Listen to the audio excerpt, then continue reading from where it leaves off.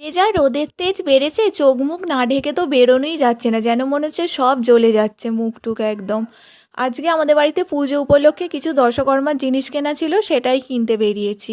কর্মার দোকানে জিনিসগুলো অর্ডার দিতে গিয়েছিলাম, সেখানে দোকানদার বলল যে 2 দিন পর দেবে, এখন প্রচণ্ড ভিড়, সাথে সাথে দিতে পারবে না। আর এই হচ্ছে আমাদের এখানকার বাজার, সবজি বাজার থেকে চলে গিয়েছিলাম একটা ঘড়ির দোকানে, একটা ঘড়ি নেবার ছিল। এখানে এসে অনেক ঘড়ি ট্রাই করে করে দেখছিলাম, শেষ পর্যন্ত একটা ফার্স্ট ট্র্যাকের ঘড়ি পছন্দ হয়েছিল, সেটাই কিনে নিয়েছিলাম। কে বিল করছে আর ওদিকে আমরা আয়নার সামনে দাঁড়িয়ে একটু দুজনে পোজ মেরে ভিডিও তুলে নিচ্ছিলাম। দোকানে যে লাইটিংগুলো দেয় না, ওই লাইটে কিন্তু আলাদাই সুন্দর লাগে, বাড়িতে অমন লাগে না। দেখে চলে গেলাম আমাদের যেখানে ঠাকুর করতে দেওয়া হচ্ছে সেইখানে। এই যে এইটা আমাদের বাড়ির ঠাকুর, অন্নপূর্ণা ঠাকুর। সেখান থেকে বাড়ি চলে গেলাম। দেন আবার সন্ধেবেলা একটু বেরোতে হয়েছিল, সাইবার ক্যাফেতে কাজ ছিল।